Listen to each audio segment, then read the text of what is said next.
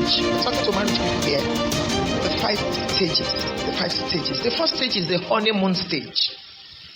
Every marriage goes through this. It is heaven on earth. After you have exchanged your vows to live forever together, you're constantly thinking about each other, praying, flirting. You're avoiding to offend each other. Everything is fine. You pray together. You now practice all that you have read and all that you have seen. Oh, I remember preaching a message titled Honeymoon Forever at the Daystar Christian Center some time ago. You can have honeymoon forever. It's possible. It is. You can be. That's why I said in the first service, marry your friend. Because the time is coming when it's not sex that sustains the marriage. Every marriage will have to deal with a minimum of 14 kinds of storms. I did my research. Storms. Whether your house is, this is house on the rock, okay. Whether your house is built or house on the rock or it is built on the sand. These storms will come. It is what happens after the storm is over that will determine how solid your marriage is. And there are 4 kinds of marriages. Looking at the book of Luke, chapter number 8. The one on the wayside. The one on a rock, not the rock. The one that fell among thorns. And the one on good land. Different things characterize these kinds of marriages. So we have the honeymoon stage. And then from that, you have the reality stage. Normal life stage. You are back from the moon. You are now living on planet Earth. But I'd like you to know that your reality is what you make of it. You create. You don't live your life by default. You create your reality. Now you are awakened to the reality of your spouse's unpleasant side. Coming back from the moon, or you are driving and then you say, oh, I need to fix breakfast. Please, dear. Can you turn? Can you turn? The man tells you, I'm too tired. Say, why will you shout? You even raise your voice. Welcome to reality. So my wife can be this dirty? Is this not supposed to be a white pants or brown? Welcome to reality. And you tell her, this is your pants. Why now? She tells you, it went off for you to wash it now. Want to kill me? I had to prepare salad. Your children were crying. I forgot to wash the pants. What are you doing? Welcome to reality. That's marriage. It is what you make out of it. A little thing can destroy the marriage, but you can choose to work with it. I want you to change your focus from the devil. And let's face these realities. Sometimes, and I say this a lot, charisma without character is caricature. A lot of people go into marriage without character. Remember I told you in the first service, marriage amplifies who you are. If you're a kind person, when you get married, you'll be kinder. If you're a wicked person, it is marriage that will pull it out. You are very stingy. It's not just that you have glue. It is super glue that is to release money. You say, we are married now. I was using this when I was dating you. Now, you calculate God out of your money. Marriage amplifies who you are. Marriage is neutral, like money. Character. It shows in marriage. So, this is reality. What do? You accept and you move forward. You discuss the differences, the needs, the values. Hardly should you bring third parties into your marriage. Because some people are evil. Know who you will ever talk to about your marriage. Some of you expect that as pastors, we should know everything. Sometimes you need a professional. We don't know everything. We are also carrying our own. Sometimes you don't know that we are bleeding and we are leading. So hardly should you bring third parties. My husband will say some people are not happy that you are happy. Maybe I'm not quoting too many scriptures. I quoted in the first service, so you can go and get the tape. This one I'm trying to be as real as possible. You've been quoting. Well, let's practicalize the Bible. Number 3. This third phase or third stage is what I call I am not a fool stage. Every marriage goes through it. You want to be heard. It forces you to desire and long for a place called me. So you begin to pursue a career. You want to build a career at all costs. The focus is on me. It's a phase. It's a stage in your marriage. So, for instance, you want to go into a full-time ministry without counting the cost or the impact on the home. Accepting a job outside of where you live, creating a distance that can in turn have a negative impact on the home. Just because you want, me too, I want a career. We've been through it. My husband and I have been through it. Every marriage goes through it. This phase can be loaded with so much tension. And you begin to ask, did I miss it in marriage? Does it really love me? This stage of your marriage needs a lot of understanding, a lot of prayers, a lot of maturity, patience, endurance, sacrifice, selflessness, and peaceful discussion. So you can tag the snag and identify the points and the reason why you are rubbing each other the wrong way. You may want to seek spiritual or professional help. So don't say, he doesn't like me. It's only his profession that he's following his career. He's pursuing it. What about me? Am I a slave? That's not the time. Both of you need to sit down and discuss. And if you need help, please understand that every marriage goes through it. Sometimes you feel used. Sometimes you feel, I helped him. Now it's my turn. I want to go to Germany now. Now he's saying who will take care of the children. And Shefia was that, you know. You need to discuss. The next stage is what we call the teamwork stage. Teamwork. This is the cooperation stage. If you can survive that third stage, then this is the way you move into cooperation stage. But it's a pity some people, their marriages break in that third stage because somebody is just selfish. Somebody is just not listening. Somebody is just saying no way. This is where and when a marriage breaks. But if it doesn't break at that stage, you move to teamwork stage. That's the cooperation stage. Both of you realize you have to cooperate to make it work. So you understand your temperament, your moods, your personality differences. Effort is put into building your lives and your home and career together. Raising your children, accommodating each other's excesses and inadequacies. This is that phase. Conscious effort put into building your finances, your business, the home, ensuring that the children have the right values in place. These are accomplishments and successes stage. Accomplishments, a lot of and accomplishments. May our marriages enjoy this phase. And then the final stage is what I call all hands on deck stage or the gracious stage. This is like the final stage of marriage. You have become used to each other. The nest is empty. This is the stage my husband and I are after 37 years of marriage. In September. You have no points to prove to each other anymore. Both of you, each of you, you've gone, you've conquered. You are established. This is who I am. This is who. I'm not inferior to you, you are not inferior to me. This is it. That's why you see elderly people, they will sit down in the evening of their life, sitting down outside. It's not about sex. It's about friendship. And that's what should be your goal as married people. It may be stormy, things may happen and all that, but just focus. Jesus for the joy that was set before him. At this stage, you are more like friends. You work at pleasing each other. You work at enjoying yourselves. Ecclesiastes 3:13. It's a good thing for a man to eat and drink and enjoy the work of his labor. You kindle a boyish, girlish fire of love. Sometimes I'm at the salon, I say, this your hair is nice, and all that. And then I remember when we used to do it when we were newly married. You enjoy the same adventures, walking, praying together, aging together. You still go for our morning exercises. You know your spouse well, and she knows you well. At this stage, you have more money if you have planned and you have lived well. At this stage, you have more finance at your disposal. You enjoy your interests. You've been to many places on earth. The biggest swimming pool in the world, we've been there. Best of hotels, we've been there. It's not about sex. It's not about proving a point. May the Lord prolong your days. You sit back to watch your children and grandchildren thrive. That's the stage we are in now. You will get there. No matter how long you live, you will not bury your children. This stage is graced with stability and security. That's why I'm an authority in marriage. I'm not teaching you theories. I've seen it. We've fought. We've quarreled. We've had children. We've had sex. We've eaten together. It is sweet depending on the cutlery you use to eat it. Therefore, it's important for you to take care of that very crucial aspect of your life.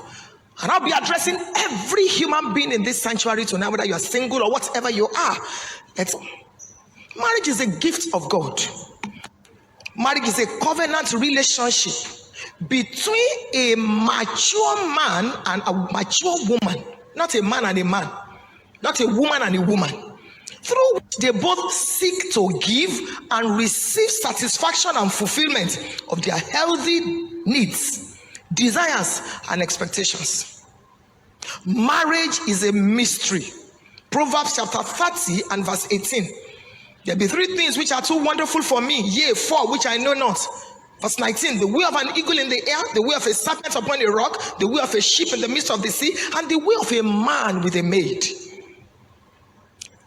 Ephesians 5:31, for this cause shall a man leave his father and mother, and shall be joined unto his wife, and they two shall be one flesh. This is a great mystery, but I speak concerning Christ and the church. If marriage is a mystery, then it has to be unraveled. Marriage is a ministry to be fulfilled. Marriage is a divine calling. I begin with those of you that are single. Since we're talking about the dawn of a new day, before you start going into marriage, there are things you need to understand as a single person. Please enjoy where you are on your way to where you are going. It is not marriage that completes you.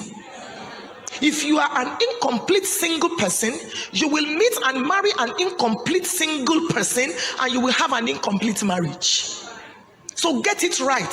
It is better to be the right person in marriage, because water will always find its level.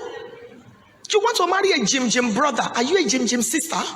God is a businessman and is profit conscious. He will not waste his investments. So start developing yourself as a single person, male and female. There are different wrong reasons why people get married. Number one, I am old enough. If you're going to be married, maturity or age is not considered just based on your chronological age or years. You need to be married to be mature in at least 4 areas of your life. Number one is spiritual maturity. Soundly born again. In case you're here tonight and you are not yet saved.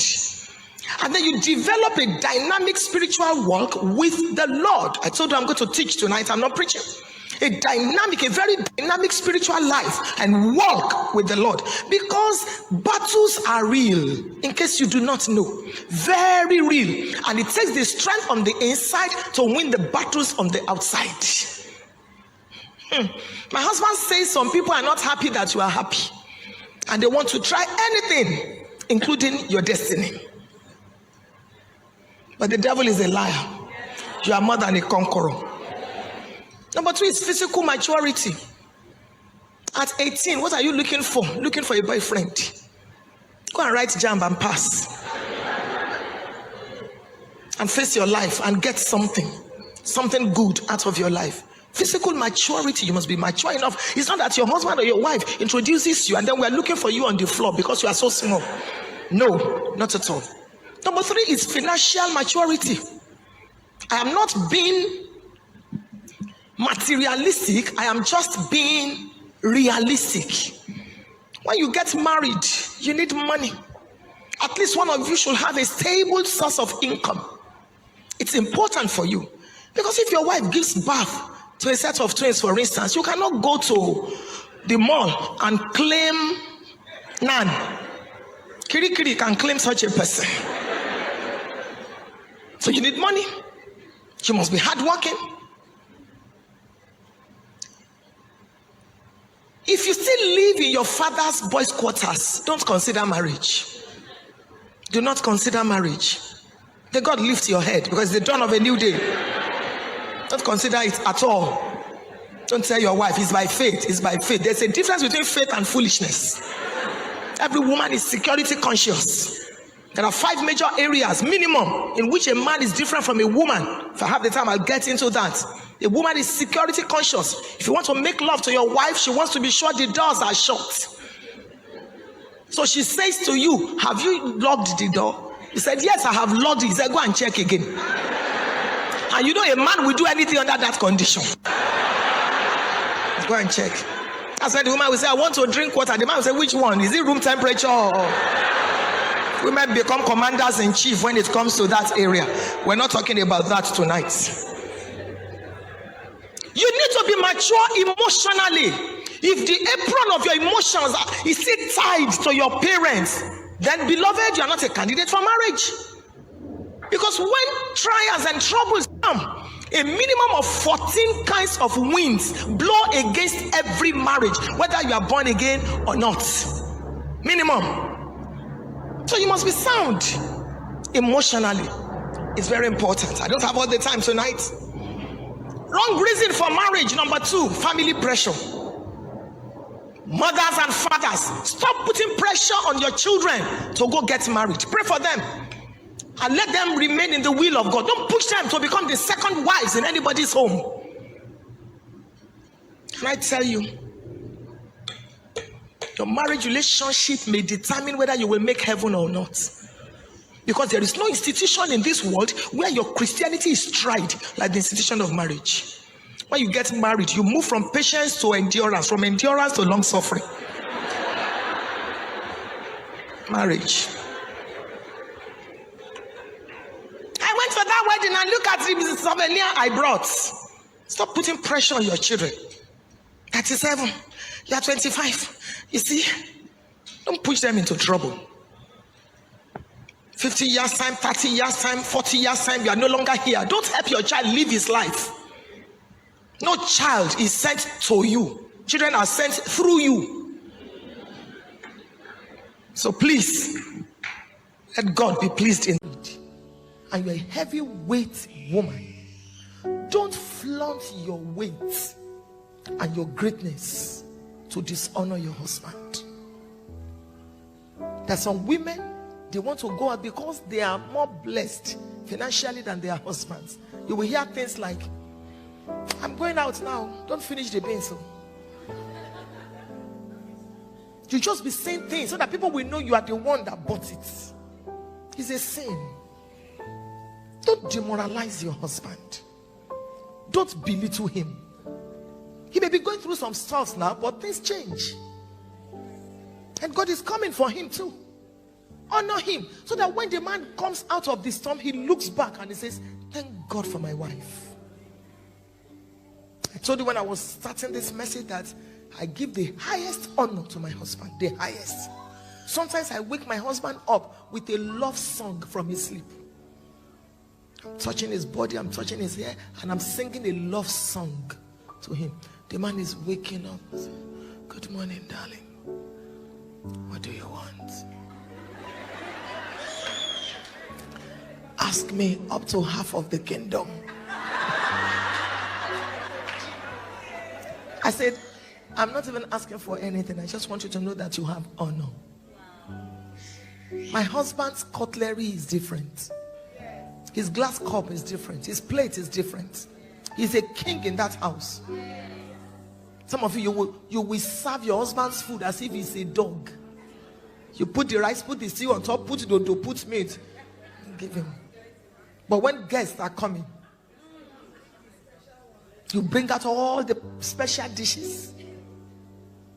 And one, you put salad here, put this one there, put that one here. And once they are gone, you remove all the whatever. You stack them. You worship them. Some people will come and inherit when Jesus comes. I didn't mention anybody. Honor him. It doesn't matter who I'm speaking with on the phone. My husband comes in. I'll tell the person, can you hold on? It does not matter who the person is. Your Excellency, welcome. Are you okay? Yes, okay. Okay, darling, just give me a few minutes. Your husband is your Excellency.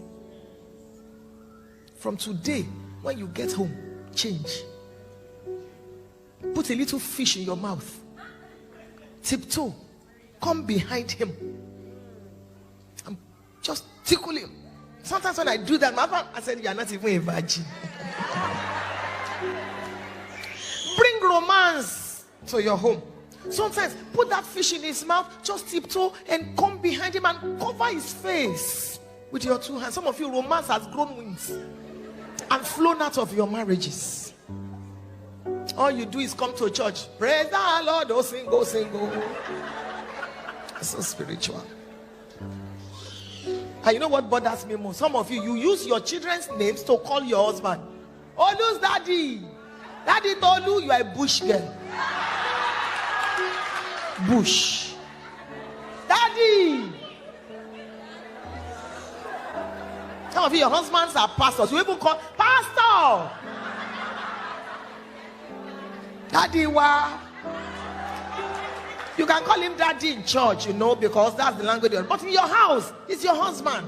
Darling, sweetie, baby. babe, honey. So when you get home today, start. If your husband says, "Hey, when did we start?" You say, "We are just starting now." Do something. Men, I'm talking to you today. Seriously talking to you. If we have conferences for men where they are trained, there will be no more need for women's conferences. We have had enough in our women's conferences. Only to come back home and meet our men the same. Submit to your husband. Honor your husband. The same man that snores at 11 a.m. The same man that when he finishes sleeping with you, the next thing is to change the gear of his snoring.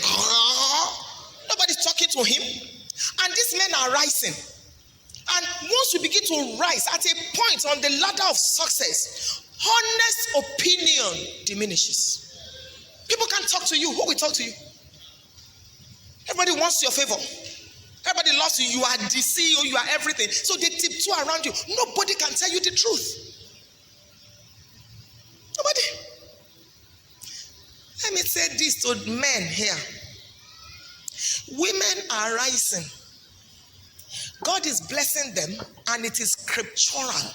When Jesus was going to die, it was women, or it was a woman, or it was womanhood that prepared his body for his death. The way I'm feeling, womanhood will prepare his body for his second coming. We have the alabaster box. TJ preached a message in October. That message changed my life. He called the title Incubation. Men don't incubate. It is women that incubate. God is a God of times and seasons and programs. And we are already seeing the signs. What am I saying to the men? You used to say, after I pay school fees. Now, women too can pay school fees. So if that is the only strength you have in that marriage, you are gradually going into trouble. After all, I sent them abroad. Women too can afford tickets now. To Dubai at least.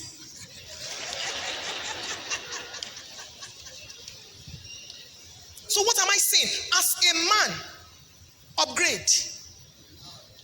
Step up. Do something better with your life. Become an employer of labor. Sit down and think and pull out what is on your inside. Start living for posterity, not just prosperity.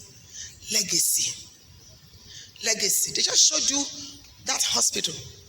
It took my husband and I about 6 years to build it.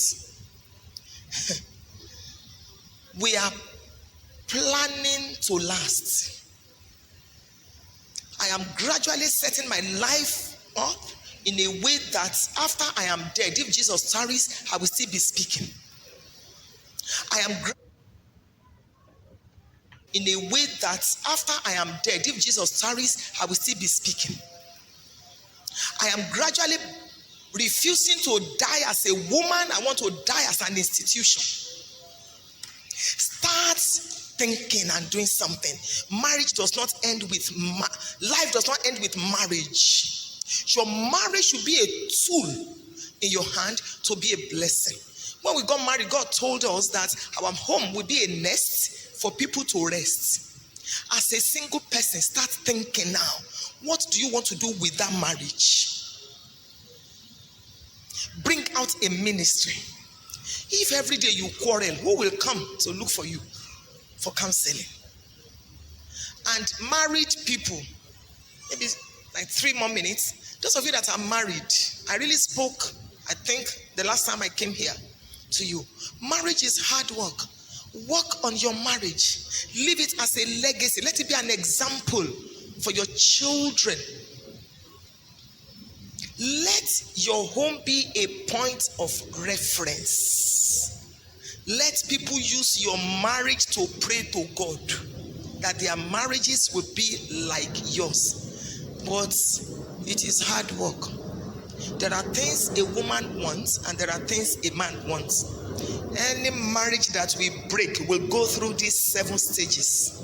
Number 1, honeymoon stage. Number 2, normal life stage. Number 3, criticism stage. Number 4, fighting stage. Number 5, separation stage. Oh, some of you are not writing. Or are you writing? Okay. Number 1, honeymoon stage. If the marriage will break, every marriage goes through that. Number 2, reality stage. Hey! So this is how you really are. So your bra can be dirty. So your socks can smell. So you snore when you sleep. So your breast is like this. Reality is normal. Number 3, criticism. If that marriage is going to break, you start criticizing subjectively, not for good. And once that criticism starts, you are becoming too fat. So the woman will tell you, you saw me like that before you married me. Oh. So don't come and be causing trouble here. All sorts will be happening. So you move from that criticism stage to fighting stage, including Christian homes. From fighting stage, you move to avoidance stage. How are you? Fine. I was going to bless. One word. So gradually you begin to have mommy's room or madam's bedroom and master bedroom. Number 6, you have separation stage and finally divorce stage. No marriage breaks overnight. It goes through these 7 stages. But it doesn't matter how far the devil has gone. It can be stopped. Little things. That if I had the time, I would have shown you from that Genesis chapter 24. But please work on your marriage. Little things. Small things. The way you speak. Thank you, sir. I have in that note 7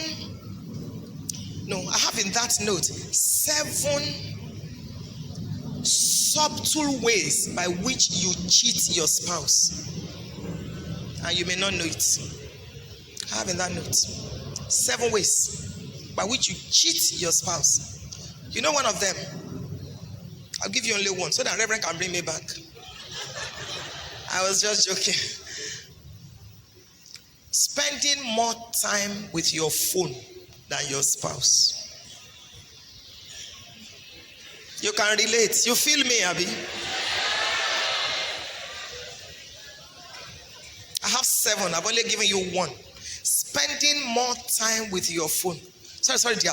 I'm already posting it on Instagram. Sorry, dear. I'm replying this way. Sorry, dear. You won't believe it. The next time you are at the airport, just look around. Everybody's on their phones. International airport, you won't believe they are husband and wife. Everybody is killing marriages. WhatsApp. How many groups do you belong to? It's killing marriages. These are the end times. Marriage is hard work. Fight for your marriage. The Lord bless you. So before you pray for yourself, I want you to tell the Lord, Father, I have labored over these children. Look, your husband doesn't labor over the children like you. They pay school fees, we thank God. There are great husbands yet, but no human words can express what a woman goes through in pregnancy, in delivery, when the baby has fever. We thank God for great husbands, great fathers, so we are grateful. But this is a mother's meeting, so it is what I'm concentrating on. Because not all fathers are good, just like not all mothers are good. But I want you to pray, Father, I have labored. Please reward me by lifting up the heads of my children. May they not beg in the evening of my life. Pray this prayer very seriously. My children's heads will be lifted. They will be above only my grandchildren. So that when I need a seat later in life, I will not be at the mercy of another child. That will say, I'm not your child, get away. Lord, please lift my children's head. Look at my labor. Few prayer points, maybe 3 or 4, and then I'm done. Please pray. Father, I have joined my husband to pay school fees. Days of fever, days of hospital, days, sleepless nights, days of pregnancy, days that I don't even have words. I have made sacrifices. Reward my labor. Lift my children's heads. Lift their heads. Let them be great in life. Oh God, I have no other God to cry unto. It's only you. Please, Jehovah, lift their heads. Lift their heads. Lift their heads. We have dealt with this. that will not allow children to be above. Now we want to ask for God's mercy. No matter the ages of these children now, if Jesus tarries, Lord, let them be great. Let them be great. Let them succeed. I come before you as a mother today. The Felix and Funke Adejumo children and grandchildren, our dynasty. Oh God, let them be above only. I push them to the palace, spiritually, mentally, financially, ministerially, in their career. They will get to the palace as kings. In the mighty name of Jesus, we have prayed. That amen can be louder than that.